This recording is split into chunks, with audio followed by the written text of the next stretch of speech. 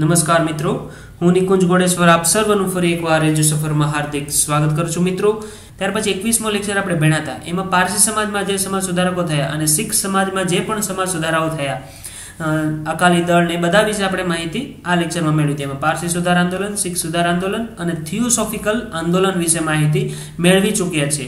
હવે આજે આપણે અહીંયાથી 22મા લેક્ચરથી આપણે ભણવાના છીએ કે આધુનિક રાષ્ટ્રવાદનો જે ઉદ્ભવ થયો અને અંગ્રેજોની વિરુદ્ધમાં જે પણ પ્રતિક્રિયાઓ થઈ, અંગ્રેજ શાસનના વિરુદ્ધમાં જે પણ પ્રતિક્રિયાઓ થઈ અને એના કારણે ભારતમાં જે રાષ્ટ્રવાદ એટલે કે રાષ્ટ્રવાદી વિચારોનો પ્રસાર અને પ્રસાર થયો, આ બધા જ વિચારોનો કઈ રીતના ઉદ્ભવ થયો, એના કારણો શું હતા, એટલે કે આધુનિક રાષ્ટ્રવાદના ઉદયના કારણો શું હતા, એના વિશે આજે આપણે આ લેક્ચરમાં માહિતી મેળવવાના છીએ। તો એમાં પહેલું આપણે ભણીએ કે ભારતીય હિતો પ્રત્યે વિરોધનો ભાવ। અંગ્રેજો જે હતા આપણા દેશમાં રાજ કરતા હતા અને એને ભારતીયો જે હિતો હતા, ભારતીય હિતો એના પ્રત્યે વિરોધનો ભાવ રાખતા હતા। તો એ કઈ રીતના વિરોધનો ભાવ હતો એ આપણે જોઈએ। જો ભારતવાસીઓ હતા એને હંમેશા એવું લાગતું હતું કે ભારતવાસીઓને એવું લાગતું કે દેશ છે જે આપણો ભારત દેશ, ભારત દેશના આર્થિક પછાતપણાનું કારણ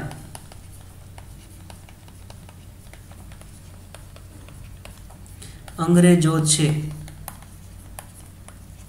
આવું હંમેશા ભારતીયોને લાગતું હતું કે આર્થિક પછાતપણાનું કારણ આપણા દેશમાં જે અંગ્રેજો રાજ કરે છે એ છે, એટલે ભારતીય હિતોનો ટકરાવ થતો હતો અને અંગ્રેજો હતા એ ભારતીય હિતો પ્રત્યે વિરોધનો ભાવ રાખતા હતા। એ આર્થિક દ્રષ્ટિએ આપણે જોઈએ તો ભારતના જે દેશી ઉદ્યોગો હતા, એટલે શિલ્પકાર, પછી આપણા જે દસ્તકકારો કે મજદૂર હતા, પછી શિક્ષિત વર્ગ હતો, એ બધાને એવું લાગતું હતું કે આ દેશ જે આર્થિકની ગરતામાં ધકેલાઈ ગયેલો છે, આર્થિકની પછાતપણાની ગરતામાં ધકેલાઈ ગયેલો છે, એનું કારણ જો હોય તો એ અંગ્રેજોની નીતિઓ છે।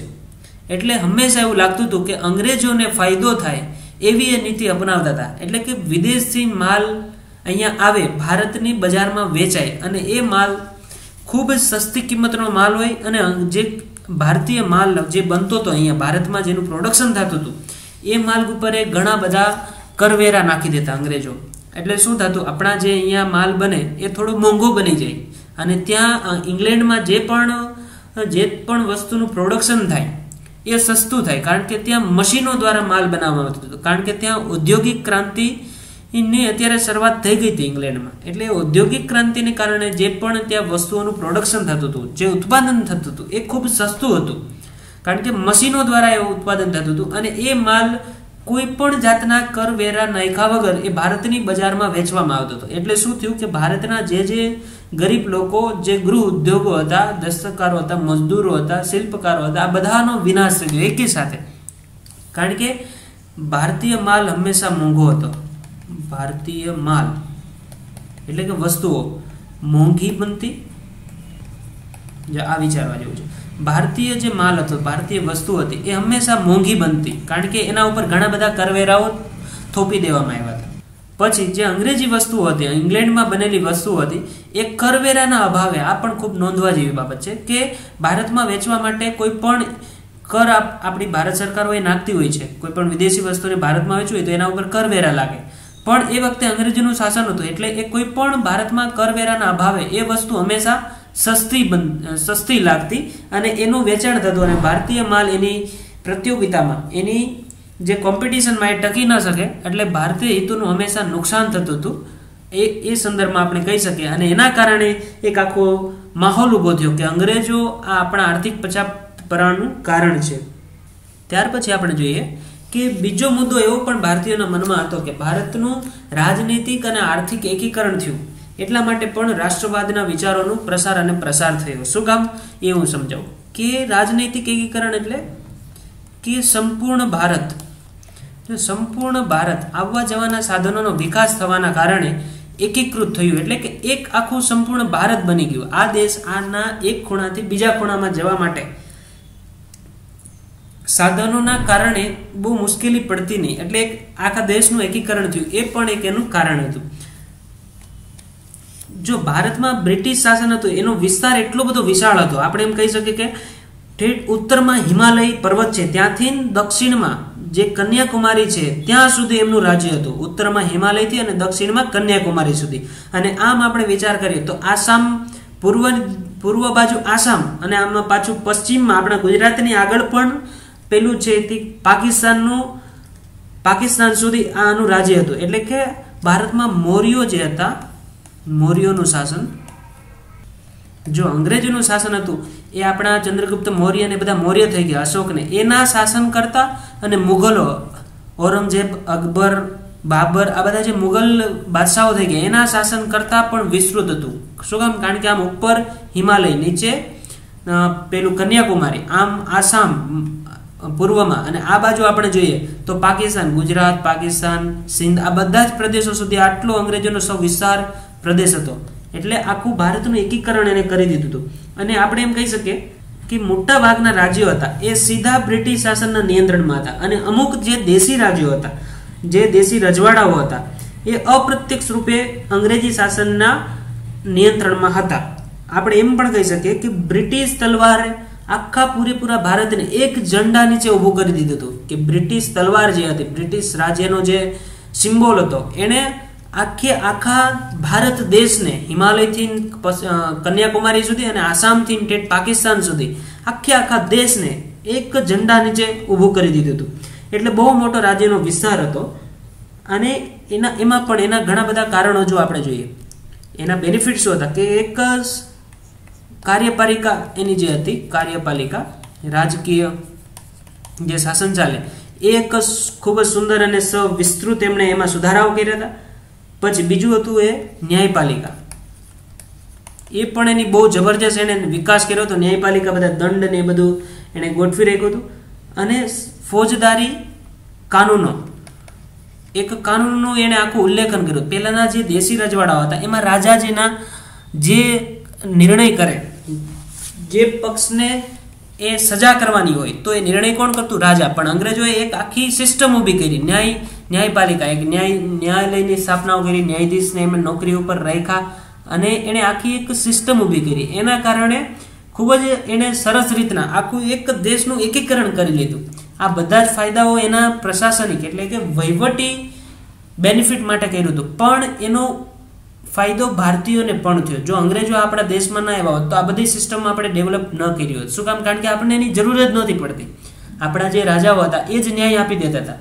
આપણા જે બાદશાહો, સુલતાનો હતા એ જ આમ જનતાને ન્યાય આપતા હતા, અને ગામડામાં મુખી હોય એ ન્યાય આપી દે. તો આપણે આવી કોઈ ન્યાયપાલિકા, સુપ્રીમ કોર્ટ, હાઈકોર્ટની જરૂર ન પડે. પણ અંગ્રેજો આવ્યા એટલા માટે એણે એક આખી સિસ્ટમ ઊભી કરી. પછી એ સિસ્ટમ આપણને વધારે સારી લાગી કે આમાં બધાનું હિત જળવાઈ રહી છે, એટલા માટે આ સિસ્ટમને આપણે અપનાવી લીધી અને આખો દેશ એક એકીકરણ થઈ ગયું એવું આપણે કહી શકીએ.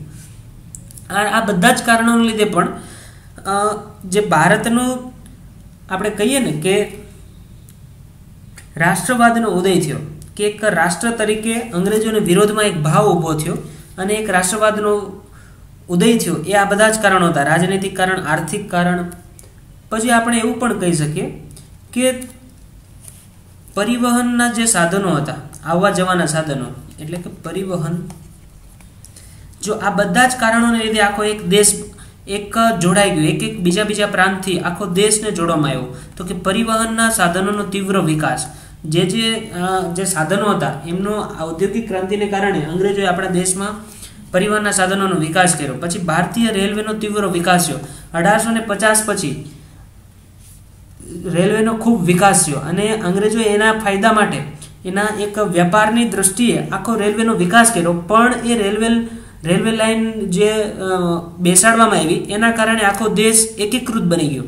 ઠેઠ આપણે ગુજરાતમાં ગાંધીજીને પોરબંદરથી એટલે કે અમદાવાદથી એને મુંબઈ જવું હોય તો ફટાફટ પહોંચી જાય, અમદાવાદથી દિલ્હી જવું હોય તો ફટાફટ પહોંચી જાય, એટલે ઠેઠ આસામ જવું હોય તો પણ એ ફટાફટ આ રેલવેના કારણે પહોંચી શકતા હતા. બધા જ નેતાઓનું વૈચારિક દૃષ્ટિએ એકબીજાને જોડવામાં જો અગત્યનો ફાળો ભજ્યો હોય તો એ રેલવેનો પણ ફાળો હતો એવું આપણે કહી શકીએ. પછી તાર અને ટપાલ વ્યવસ્થાનો વિકાસ. આ તાર અને ટપાલ વ્યવસ્થાના વિકાસના કારણે પણ ભારતમાં એક આખો રાજનૈતિક યુગ ચાલુ થયો અને રાજનૈતિક જે વ્યક્તિઓ હતા, રાજનૈતિકો હતા, રાજનેતાઓ હતા, એ બધાએ એક ભેગા મળવાનો એક આણે એક મંચ પૂરું પાડ્યું એવું પણ આપણે કહી શકીએ. અને રોડ રસ્તાઓનો વિકાસ થયો એના કારણે પણ આ ખૂણાના લોકો, આ દેશના આ ખૂણાના લોકો પેલા ખૂણામાં જવું હોય દેશના બીજા ખૂણામાં તો પણ એ આરામથી અને બહુ સરળતાથી જઈ શકતા હતા. એટલા માટે એનો એક આખો રાષ્ટ્રીય ભાવના ઉદ્ભવ કરવામાં આ બધી જ વ્યવસ્થાઓ જે વિકાસ કરી અંગ્રેજોએ પોતાના ફાયદા માટે, એ બધાના કારણે ભારતીયોના મનમાં એક દેશભાવના જાગૃત થઈ અને એ સંગઠિત થઈ શકે એવું આપણે કહી શકીએ. પછી રાષ્ટ્રવાદી દ્રષ્ટિકોણનો વિકાસ થયો એવું આપણે કહેવું હોય તો એ કયા કારણે આપણે કહી શકીએ? તો આખા દેશનું એકીકરણ થયું, આખા દેશનું એકીકરણ થઈ ગયું. એના કારણે સંપૂર્ણ દેશના લોકો હતા એના આર્થિક હિતો જે હતા એ એકબીજા સાથે જોડાઈ ગયા. એ કઈ રીતના જોડાણા એ હું તમને ઉદાહરણ સાથે સમજાવું. જો કોઈ પણ ભાગમાં દુકાળ પડે, જો આપણે ફોર એક્ઝામ્પલ એમ કહીએ કે જમ્મુ કાશ્મીરમાં દુકાળ પડ્યો, તો એ જમ્મુ કાશ્મીરમાં જે દુકાળ પડ્યો એના કારણે આપણા ગુજરાતમાં પણ એની જે ભાવ વધારો થાય, વસ્તુઓની અછત સર્જાય, એટલા માટે ગુજરાતમાં પણ એ ભાવ વધારાની અસર થતી હતી. કારણ કે આખા દેશ ઉપર રાજ કોણ કરતા હતા? અંગ્રેજો. અને એ પોતાને નુકસાન છે એવું હંમેશા કોઈ દિવસ કરે નહીં. એટલા માટે એમણે આર્થિક હિતો આખા દેશના સધાઈ ગયા, કારણ કે દેશનું આખું એકીકરણ થઈ ગયું હતું. એક જ રાજ્ય નીચે આખા બધા જ પ્રદેશો જોડાયેલા હતા.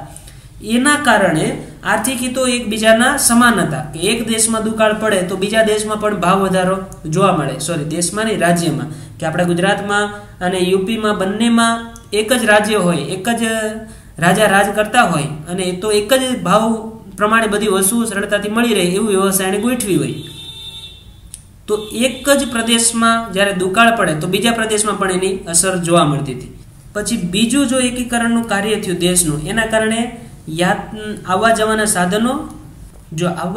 સાધનોનો વિકાસ થયો અને સંચારના સાધનોનો વિકાસ થયો એટલે રાજનૈતિક સંપર્કો વધ્યા. એકબીજા પ્રદેશના નેતાઓ એકબીજાને મળી શકતા હતા અને પોતાના વૈચારિક જે દ્રષ્ટિકોણ હતો, અંગ્રેજો વિરોધી ભાવ, એને જાગૃત કરી શકતા હતા. અને એ અલગ અલગ પ્રકારના આંદોલનો ને એના વિચારોને પ્રસરાવવા માટેના આ આવવા જવાના સાધનો અને સંચારના સાધનોએ પણ ખૂબ ભાગ ભજવ્યો. એટલે આપણે ઇન શોર્ટ એવું કહી શકીએ કે દેશનું જે આર્થિક અને રાજનૈતિક એકીકરણ થયું એના કારણે ભારતમાં રાષ્ટ્રવાદી દ્રષ્ટિકોણનું વધારે પ્રસાર થયો અને અંગ્રેજોનો વિરોધ એક આખો ભાવ ઊભો થવા માંડ્યો. અને ત્યાર પછી ધીમે ધીમે આંદોલનોની શરૂઆત થઈ ગઈ. ત્યાર પછી આપણે જોઈએ પશ્ચિમી શિક્ષણનો પ્રભાવ. જો દેશમાં આધુનિક શિક્ષણ પ્રણાલી હતી એના કારણે પાશ્ચાત્ય વિચારો મદદના કારણે ભારતીય રાજનૈતિક ચિંતકો હતા એમને એક નવી દિશા પ્રાપ્ત થઈ. એટલે આપણે એમ કહી શકીએ કે પાશ્ચાત્ય વિચારોના કારણે ભારતીયો નવા વિચારોને ગ્રહણ કરી શકાય. એટલે કે એમને બીજા દેશમાં જે પ્રમાણે શાસન પ્રણાલીઓ હતી એના એને અભ્યાસ કર્યા અને ત્યાર પછી એમને એવું લાગ્યું કે આપણા દેશમાં પણ આવી વ્યવસ્થા હોવી જોઈએ. એવી વ્યવસ્થા એને લાગુ કરવા માટે પોતે પ્રયત્નો કર્યા, પણ એમાં એ નિષ્ફળ રહ્યા. કારણ કે દેશમાં રાજ કોણ કરતું હતું? અંગ્રેજો. એટલે એમને એવું લાગવા માંડ્યું કે જો આપણું સ્વશાસન આવે, પોતાના લોકોનું શાસન આવી જાય, પોતાના લોકોનું, તો આપણે આ દેશમાં સુધારાઓ કરી શકીએ. એટલા માટે એમને એવું લાગવા માંડ્યું કે અંગ્રેજો છે એ આપણા દેશ વિરોધી છે. પછી આ બધા જ જે આધુનિક શિક્ષણ મેળવ્યું હતું એમણે બીજા દેશોના જે સારા વિચારો હતા, નવા લેખકો હતા, વિદેશી લેખકો, એમના બુકો અને એમનો અભ્યાસ કર્યો. એમાં ક્યાં બેન્થમ, મિલ્ટન, સ્પેન્સર, મિલ, પેન, વોલ્ટેર, આ જેવા યુરોપીય લેખકો હતા. એમના અતિવાદી અને પાશ્ચાત્ય વિચારોએ આ બુદ્ધિજીવીઓ જે હતા, ભારતીય બુદ્ધિજીવીઓ, એમને ખૂબ આકર્ષા અને એમના પ્રત્યે અંગ્રેજોની સામ્રાજ્યનો વિરોધી ભાવ આમને દેખાવા લાગ્યો. કારણ કે વિદેશી લેખકોનો અભ્યાસ કર્યો એમણે. જો બીજા દેશના જે લેખકો હતા, વિદેશી લેખકો, એમને બુકોનો એમણે અભ્યાસ કર્યો, એમના જે એમના લખાણ હતા એમના એણે અભ્યાસ કર્યો. ત્યાર પછી એમને એવું લાગવા માંડ્યું કે આપણા દેશમાં પણ આવું સ્વશાસન ને આ બધી વસ્તુઓ હોવી જોઈએ. આવું પાશ્ચાત્ય વિચારોનો અભ્યાસના કારણે આ જે ભારતીય બુદ્ધિજીવીઓ હતા એમને અંગ્રેજો પ્રત્યે વિરોધી ભાવ જાગ્યો એવું આપણે કહી શકીએ. પછી સૌથી અગત્યનું હતું તો એ અંગ્રેજી ભાષાનું શિક્ષણ.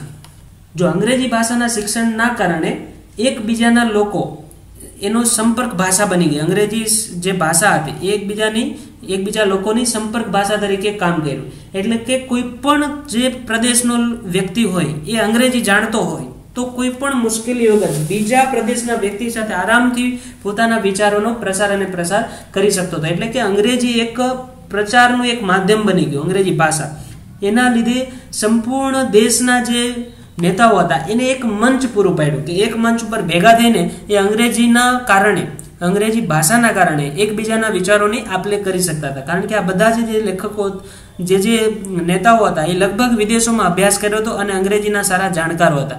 એટલે કે આપણે એવું પણ કહી શકીએ કે અંગ્રેજી ભાષા છે એના કારણે અંગ્રેજો વિરોધી ભાવ આપણા વધારે જગાવી શકીએ લોકોમાં. કારણ કે અંગ્રેજીના જ કારણે એકબીજા લોકોને વધારે સરળતાથી એકબીજા પ્રદેશોના રાજનેતાઓ મળી શકતા હતા અને પોતાના વિચારોની આપ-લે કરી શકતા હતા. એક અખિલ ભારતીય સ્વરૂપ મળ્યું એવું આપણે પણ કહી શકીએ કે રાષ્ટ્રીય આંદોલન હતું એને અખિલ ભારતીય સ્વરૂપ પૂરું પાડવામાં અંગ્રેજીએ ખૂબ અગત્યનો ભાગ ભજવ્યો.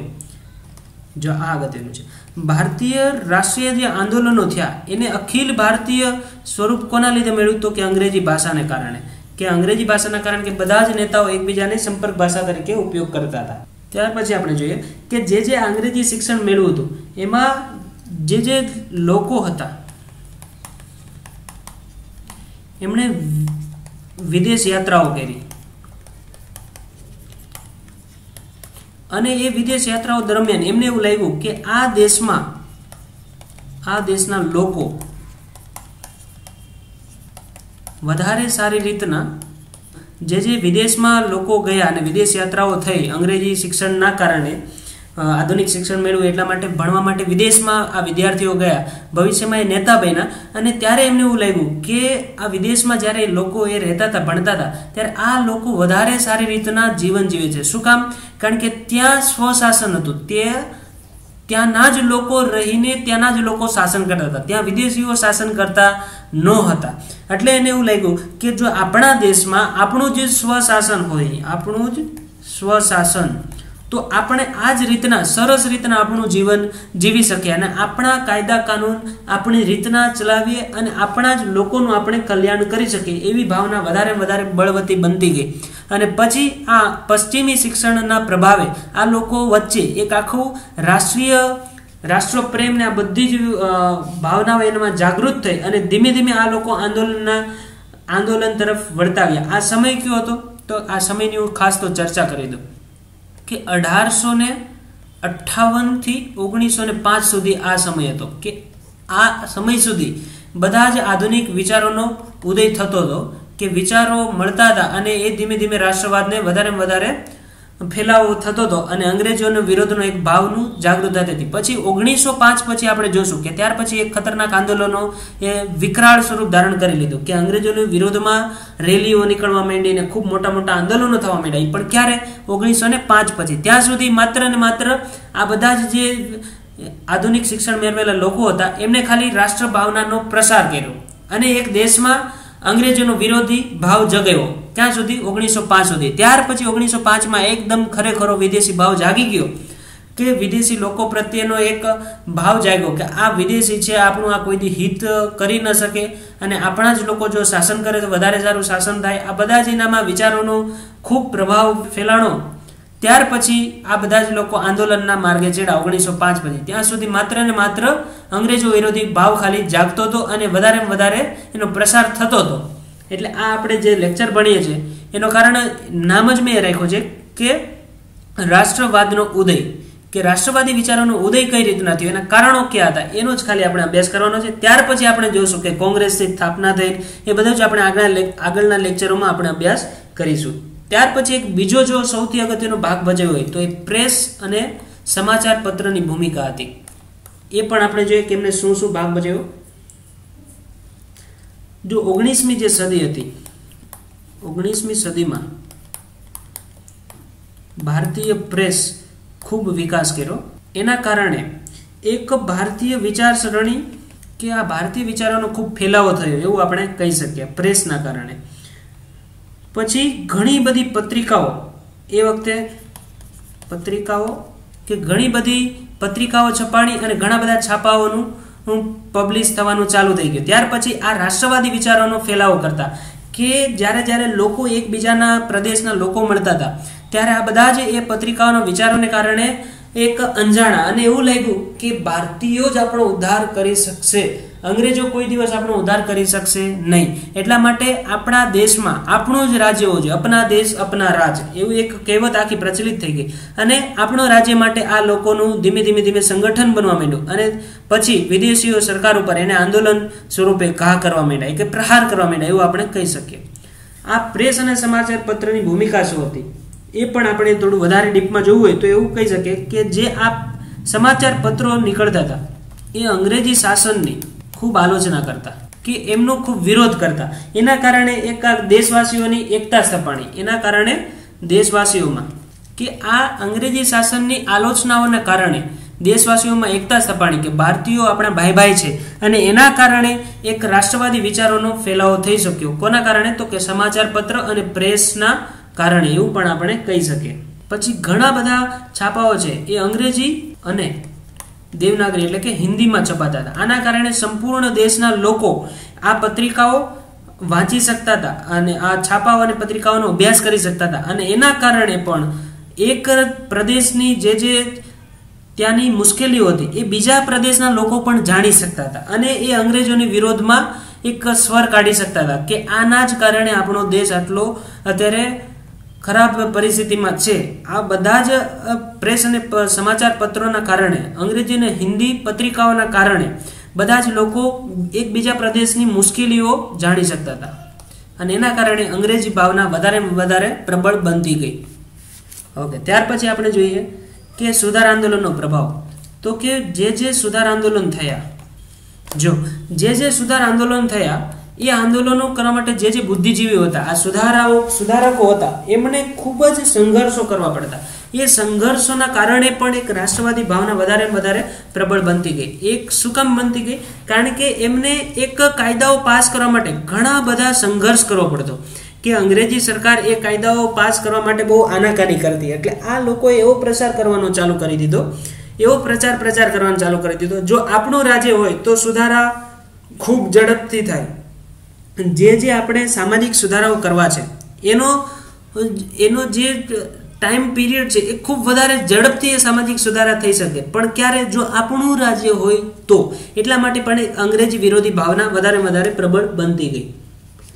પછી આંદોલનકારીઓ હતા, એમણે વ્યક્તિ સ્વાતંત્ર્ય, પછી સામાજિક એકતા અને રાષ્ટ્રવાદી વિચારો ઉપર જોર દીધું. જો આ સુધારકો હતા, જે સુધારકો હતા એમણે વ્યક્તિને સ્વતંત્રતા ઉપર જોર દીધું. પછી સામાજિક એકતા, હિન્દુ મુસ્લિમ એકતા, બધા જ સમાજો વચ્ચે એકતા, પછી જાતિ પ્રથાનો વિરોધ, આ બધા રાષ્ટ્રવાદી સિદ્ધાંતો એમણે ખૂબ જોર દીધું. એટલે કે એમણે સ્ત્રી શિક્ષણને આ બધા જ સુધારાઓ લાગુ કરવા માટે એમણે એક સ્વશાસનની જરૂર મહેસૂસ પડવા માંડી, અને એ ધીમે એક રાષ્ટ્રવાદી વિચારોનો પ્રચાર કરવા માંડ્યા કે આપણા દેશમાં આપણું જ શાસન હોય તો આ સુધારાઓ બહુ ઝડપથી અને વધારે સારી રીતના અમલમાં આવી શકે. એટલે માટે આ સુધારકો આપણા સ્વશાસનની પ્રતીક્ષા કરવા માંડ્યા, અને ધીમે જે આ સુધારકો હતા એમને એવું લાગવા માંડ્યું કે સ્વશાસન માટે સંઘર્ષ કરવો પડશે. એટલે આ સંઘર્ષ કરવા આ બધા જે એકીકૃત થવા માંડ્યા, ભેગા થવા માંડ્યા, સંગઠિત થવા માંડ્યા, અને 1905 પછી આ બધાએ સંઘર્ષ કરવાનું ચાલુ કરી દીધું કે હવે આપણે સમાજમાં સુધારા કરવા હોય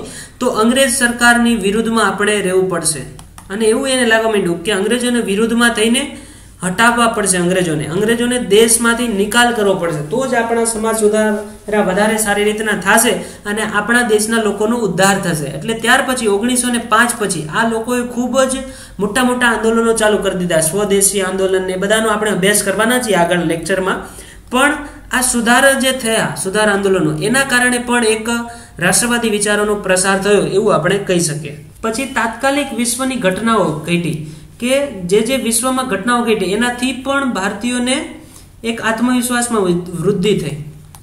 જો આ આત્મવિશ્વાસમાં વૃદ્ધિ થઈ એના કારણો શું હતા? કઈ એવી વિશ્વની ઘટનાઓ ઘટી જેનાથી ભારતીયોને આત્મવિશ્વાસ વધ્યો? તો કે દક્ષિણ અમેરિકામાં સ્પેન અને પોર્ટુગલનું જે શાસન હતું એ સમાપ્ત થઈ ગયું. જો આ તાત્કાલિક વિશ્વની ઘટનાઓ ઘટી, તો કે દક્ષિણ આફ્રિકાની ઘટનાઓ, એમાં સ્પેન અને પોર્ટુગલનું જે શાસન હતું દક્ષિણ આફ્રિકામાં, સ્પેન અને પોર્ટુગલ, આ શાસનોનો અંત આવ્યો અને દક્ષિણ આફ્રિકા ધીમે ધીમે આઝાદ થવા માંડ્યો, દક્ષિણ આફ્રિકા ખંડના દેશો.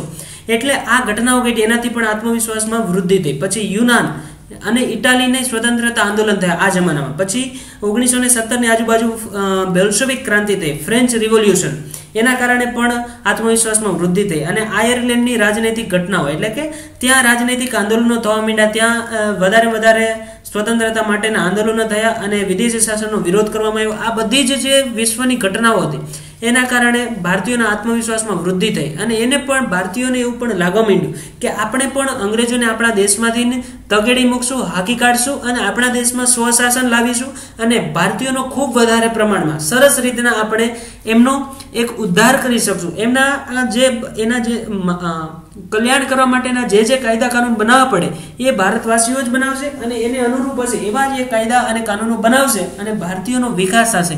આ બધી જ વિશ્વની ઘટનાઓને કારણે ભારતીયોને એવું લાગવા માંડ્યું કે આ બધા જ કારણોને લીધે હવે આપણે આઝાદ થઈ શકશું, એવો એના આત્મવિશ્વાસ આવી ગયો. એ પણ એક રાષ્ટ્રવાદી વિચારોના પ્રચાર માટે અગત્યનું કારણ હતું, વિશ્વની ઘટનાઓ. ત્યાર પછી આપણે જોઈએ કે રાષ્ટ્રવાદી વિચારોનો પ્રસાર કરવા માટે બીજા કયા મુદ્દાઓ અગત્યના હતા.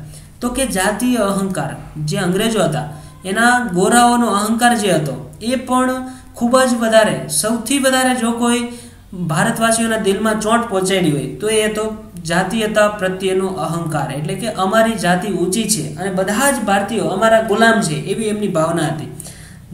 તો એ હું અહીંયા લખી દઉં. જો અંગ્રેજોની શું ભાવના હતી કે ભારતીયો અમારા ગુલામ છે, કારણ કે અમે આ દેશના શાસકો છીએ, એવી આની જે ભાવના હતી અંગ્રેજોની, એના કારણે પણ ખૂબ જ એમને નુકસાન વેઠવું પડ્યું અને એક આખા ભારતમાં એક આખો જુવાળ ઊભો થયો અંગ્રેજોના વિરુદ્ધમાં. એ પણ એક અગત્યનું કારણ હતું. જો અંગ્રેજી જે શાસકો હતા એમની જાતીયતા, અહંકાર અને શ્રેષ્ઠતાની ભાવના હતી, એના કારણે પણ ભારતીયોને ખૂબ જ અત્યંત એની ભાવનાને ચોંટ પહોંચી ભારતીયોને, કે એની અહંકાર અને શ્રેષ્ઠતાની ભાવનાના કારણે જ ભારતીયોને એક આખો એક જુવાળ ઊભો થયો ભારતવાસીઓનો, કે આ જ અમારા દુશ્મનો છે એવું ભારતવાસીઓને લાગવા માંડ્યું. શું કામ? કારણ કે એને પોતાનો અહંકાર હતો વિદેશીઓને, એટલા માટે. પછી અંગ્રેજ અધિકારીઓ હતા એ ભારતીયોને ખુલ્લેઆમ, જે શિક્ષિત ભારતીયો હતો એને અપમાનિત કરતા હતા, કે ભારતીયોને અપમાનિત કરવા, અંગ્રેજો હતા એ ભારતીયોને ખુલ્લેઆમ અપમાનિત કરતા હતા. એના કારણે પણ અમને ખૂબ દુઃખ લાગ્યું મનમાં અને એ અંગ્રેજોના વિરોધી બનતા ગયા. પછી અંગ્રેજો હતા એ ભારતીયોને અનેક અપમાનજનક શબ્દોથી સંબોધન કરતા, કે અપમાનજનક શબ્દોથી સંબોધન કરતા હતા, એટલે પણ ભારતવાસીઓને ખૂબ એનાથી દુઃખી થયા અને એક આખો અંગ્રેજ વિરોધી ભાવ જાગ્યો. પછી એવું એ વખતે માનવામાં આવતું હતું કે એક અંગ્રેજનું જીવન છે એ ભારતીયોના જીવન કરતાં વધારે મૂલ્યવાન છે, એટલા માટે એક જે મહત્વપૂર્ણ પદો હતા ત્યાં હંમેશા અંગ્રેજીઓની જ નિયુક્તિ થતી હતી, અંગ્રેજોની જ. ત્યાં કોઈ પણ ભારતીયોને એ પદ આપવામાં ન આવતા, કારણ કે એ આપણને હંમેશા નીચી જાતિના લોકો માનતા હતા. આ જ કારણોથી ભારતીયોના મનમાં આપણે એમ કહી શકીએ કે એક આખો અંગ્રેજ વિરોધી ભાવ જાગ્યો અને અંગ્રેજોને ત્વચાનું જે ગોરાપણ હતું એના પ્રત્યે પણ એમને પ્રજાતીય શ્રેષ્ઠતાના રંગમાં ડૂબેલા અંગ્રેજો હંમેશા ભારતીયોના મનમાં ઘૃણા પેદા કરી અંગ્રેજોને પ્રત્યે. અને જાતીય અહંકાર એ જો સૌથી વધારે જોવા મળતો હોય તો એ ન્યાયમાં અસમાનતા. જો જાતીય અહંકાર અંગ્રેજોની ક્યાં જોવા મળતી સૌથી વધારે? તો કે ન્યાયાલયમાં. ત્યાં હંમેશા એવું થતું હતું કે અંગ્રેજોએ વધારે દોષી હોય, અંગ્રેજોનો દોષ હોય, એમનો એ કંઈ ગુનો કર્યો હોય તો પણ એમને દોષમુક્ત કરી દેવામાં આવતા, એટલે કે એમને સજા થતી નહીં. પણ ભારતીય દોષહીન હોય, એટલે કે એમને કોઈ પણ જાતનો ગુનો કર્યો ન હોય તો પણ ભારતીયોને કઠોરમાં કઠોર દંડ આપવામાં આવતો. ન્યાયાલયમાં 2 જણા ઉભા રાખવામાં આવે, એક અંગ્રેજ અને બીજા ભારતીય. તો આ અંગ્રેજ છે એ ગુનાહિત પ્રવૃત્તિમાં સંડાયેલો હોય, કે એને ગુનો કર્યો હોય અને આ ગુનેગાર ન હોય તો પણ આ ભારતીયને કઠોર દંડ આપવામાં આવતો અને અંગ્રેજોને છોડી મૂકવામાં આવતા. આ કારણથી પણ ભારતીયોને ખૂબ એના દિમાગમાં ચોટ લાગી કે અંગ્રેજો આપણા દુશ્મનો છે, એ આપણા શાસકો તો સાચા પણ સૌથી વધારે મોટા એ આપણા દુશ્મનો છે, એટલા માટે ભારતીયો હંમેશા એમના વિરોધીઓ બનતા ગયા. પછી અમુક એવી અંગ્રેજ નીતિઓ હતી એના કારણે પણ ભારતીયોને ખૂબ એના દુઃખ થયું અને એ અંગ્રેજ વિરોધી ભાવ ઉત્પન્ન થયો એવું આપણે કહી શકીએ. કે ઘણા બધા કાયદાઓ અંગ્રેજો એવા બનાવ્યા કે જેનાથી અંગ્રેજોને ફાયદો થાય અને ભારતીયોને નુકસાન થાય. જો ઇન્ડિયન સિવિલ સર્વિસ એક્ટ જે પાસ કરવામાં આવ્યો એના આધારે એવું જાહેર કરવામાં આવ્યું કે ઇન્ડિયન સિવિલ સર્વિસમાં પ્રવેશ કરવો હોય તમારે તો એની ઉંમર હતી એ 21 વર્ષથી ઘટાડીને 19 વર્ષ કરવામાં આવી. તો શું થાય કે 21 વર્ષનો જે અંગ્રેજ હોય એ વધારે શિક્ષિત હોય, ઇંગ્લેન્ડમાં એણે શિક્ષણ મેળવેલું હોય અને ઇંગ્લેન્ડમાં એ પરીક્ષા આપતો હોય તો એ વધારે શિક્ષણ મેળવેલું હોય અને એ ફટાફટ એમાં સિવિલ સર્વિસની એક્ઝામમાં પાસ થઈ જાય. પણ 19 વર્ષનો જે ભારતીય યુવાન હોય એ તો ઘણા વર્ષો તો એને ભારતમાં શિક્ષણ મેળવ્યું હોય, ત્યાર પછી એ ઇંગ્લેન્ડ જાય, ત્યાર પછી આ એક્ઝામની તૈયારી કરે અને એ પરીક્ષા આપે, પછી એનું સિલેક્શન થાય. તો આ જે પ્રતિયોગિતા થાય બંને વચ્ચે જે કોમ્પિટિશન થાય એમાં અંગ્રેજ હંમેશા આગળ રહે, કારણ કે એ ઓછી ઉંમરે ત્યાં ઓછી મહેનતે એ ત્યાં વધારે એને ફાયદો થઈ જાય, કારણ કે એ તો ત્યાં જ એનું પ્રોપર જ શિક્ષણ મેળવેલું હોય, અંગ્રેજના બધા કાયદા કાનૂને જાણતા હોય નાનપણથી. એટલા માટે એક આ સિવિલ સર્વિસની ઉંમરમાં ઘટાડો કરવામાં આવ્યો કે 21 થી 19 વર્ષ કરવામાં આવી. એ પણ એક ભારતીયોને ખૂબ દુઃખ થયું. આ ફેરફાર ક્યારે કરવામાં આવ્યો તો કે 1876માં. ત્યાર પછી 1877માં એક દિલ્હી દરબારનું આયોજન કરવામાં આવ્યું. એ પણ એક ભારતીયોને ખૂબ એના દિમાગમાં ચોટ લાગવાનું કારણ હતું કે દિલ્હી દરબાર કે આખું દક્ષિણ ભારત હતું એ ખતરનાક, એમાં આપણે એમ કહીએ કે ખતરનાક દુકાળ પડ્યો હતો દક્ષિણ ભારતમાં, અને ત્યાં કોઈ પણ સેવાકીય પ્રવૃત્તિ કરવાને બદલે આ દિલ્હી દરબારનું આયોજન કર્યું અને હજારો નહીં પણ લાખો ડોલરનો ખર્ચો કરવામાં આવ્યો અંગ્રેજો દ્વારા 1877માં. એટલે પણ ભારતીયોને ખૂબ દુઃખ થયું કે આપણા જ ભારતીયો દક્ષિણ ભારતમાં જે ભારતીયો નિવાસ કરે છે ખતરનાક રીતના એ ભયંકર અકાળમાં સબડાયા છે અને આ અંગ્રેજો આવી રીતના ખર્ચ કરે છે, આપણા જ પૈસાનો આવી રીતના દુરુપયોગ કરે છે. તો એના માટે એમને ખૂબ દુઃખ થયું. એ પણ એક નીતિનો એને ભારતીય વિરોધ કર્યો, અંગ્રેજ નીતિનો. પછી એક શસ્ત્ર અધિનિયમ પાસ કરવામાં આવ્યો એ 1878માં. એ પણ ભારતીયોને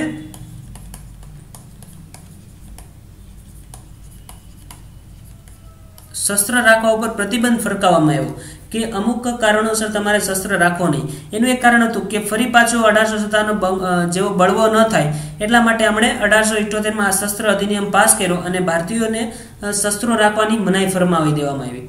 એ પણ એક ભારતીયોને ખૂબ એનાથી દુઃખ થયું અને અંગ્રેજી ભાવના વધારે એનામાં ઉદ્ભવ થયો એવું આપણે કહી શકીએ. આ બધા જ કારણોને કારણે આપણે એમ કહી શકીએ કે આ વિદેશીઓની જે જાતીય અહંકાર હતો, જો ઇન શોર્ટ આપણે આ એક સ્લાઇડમાં એને આપણે જવાબ લખી દઈએ કે સૌથી વધારે જાતીય અહંકારના કારણે ભારતીયોના મનમાં અંગ્રેજ વિરોધી ભાવના વધારે જાગૃત થતી ગઈ અને એક આખો દેશવાસીઓને એવું લાગવા માંડ્યું કે અંગ્રેજો જ આપણા સાચા દુશ્મન છે. પછી અંગ્રેજોએ એવી બધી નીતિઓનું ઘડતર કર્યું જેના કારણે ભારતીયોને એવું લાગવા માંડ્યું કે આ આપણા દુશ્મન છે અને આપણે વહેલી તકે અંગ્રેજોથી મુક્ત થવું જોઈએ. એટલા માટે 1905 પછી ખતરનાક રીતના આંદોલન થવા માંડ્યા. પણ આપણે એક બાબત નોંધવા જેવી છે હિસ્ટ્રીમાં કે 1885માં કોંગ્રેસની સ્થાપના થઈ. આ કોંગ્રેસે હજી આંદોલન કરવાનું ચાલુ નહોતું કર્યું પણ એમને ધીમે ધીમે દેશમાં એક આખો જુવાળ ઊભો કરવા માંડ્યો કે રાષ્ટ્રવાદી વિચારોનો એણે પ્રસાર કરવા માંડ્યો અને 1905 પછી આંદોલનો ચાલુ થયા અને 1947 સુધી આપણે શ્વાસ લીધા વગર આ આંદોલનમાં ભાગ લીધો. બધા સંપૂર્ણ ભારતના લોકો અને ભારતીય નેતાઓએ ખૂબ જ આકરી મહેનત કરી અને અંગ્રેજોથી છુટકારો પામ્યા એવું આપણે કહી શકીએ. એટલે આ બધા જ કારણોને લીધે અંગ્રેજો વિરોધી ભાવના પ્રબળ થઈ અને એક ભારતીય જે રાષ્ટ્રીય દ્રષ્ટિકોણ વિકાસ થવો જોઈએ એ આ બધા જ કારણોને લીધે રાષ્ટ્રીય દ્રષ્ટિકોણ વિકાસ થયો. ત્યાર પછી એક અગત્યનું કારણ હતું એ પણ આપણે ચર્ચા કરી લઈએ કે ભારતીય સાહિત્ય હતી એની પણ એક અગત્યની ભૂમિકા હતી કે 19મી અને 20મી સદીમાં જે ભારતીય સાહિત્ય રચાણું એ દેશવાસીઓને જો દેશપ્રેમની ભાવના આ સાહિત્યએ જગાડી કે ઘણી બધી કવિતાઓ અને બધું સાહિત્ય રચાણું દેશભક્તિ જગાડે એવી કવિતાઓ, નિબંધો, ઉપન્યાસો, નવલકથાઓ આ બધા જ ભારતીય સાહિત્યએ દેશભક્તિ અને રાષ્ટ્રપ્રેમની ભાવના જગાડી. રાષ્ટ્રપ્રેમની ભાવના જગાડવામાં અગત્યનો ફાળો ભજવ્યો એવું આપણે કહી શકીએ. ત્યાર પછી આપણે જોઈએ કે ભારતીય સાહિત્યમાં કોણ કોણ અગત્યના સાહિત્યકારો હતા, કે દેશપ્રેમની જે કવિતાઓ અને કથાઓ આ બધું લખતા હતા એવા કયા કયા સાહિત્યકારો હતા એની પણ આપણે થોડી નોંધ કરી લઈએ.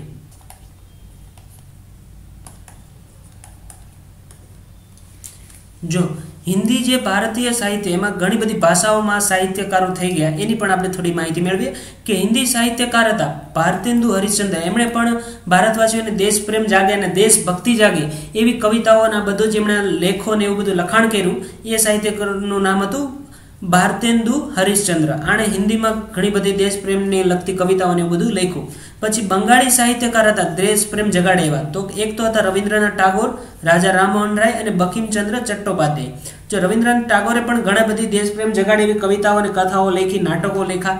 પછી બંકિમચંદ્ર ચટ્ટોપાધ્યાય અને રાજા રામમોહન રાય ઘણી બધી બુકો અને નાટકોનું લખ્યું. એ બધું આપણે આગળ જોયું. પછી ત્યાર પછી આપણે એમ કહી શકીએ કે મરાઠીમાં પણ ઘણા બધા સાહિત્યકારો થઈ ગયા. એમાં એક સૌથી અગત્યના હોય તો વિષ્ણુ શાસ્ત્રી ચિપલુકર. એણે ઘણી બધા દેશપ્રેમ જગાડે એવી કથાઓ ને એવું બધું લખ્યું. વિષ્ણુ શાસ્ત્રી ચિપલુકર મરાઠીમાં.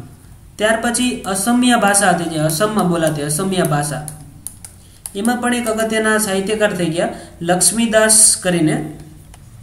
લક્ષ્મીદાસ બેજરૂઆ કરીને એ સાહિત્યકાર હતા. એમણે પણ દેશપ્રેમ અને દેશભક્તિ જગાડે એવી સાહિત્યની રચના કરી, એવા સાહિત્યની રચના કરી.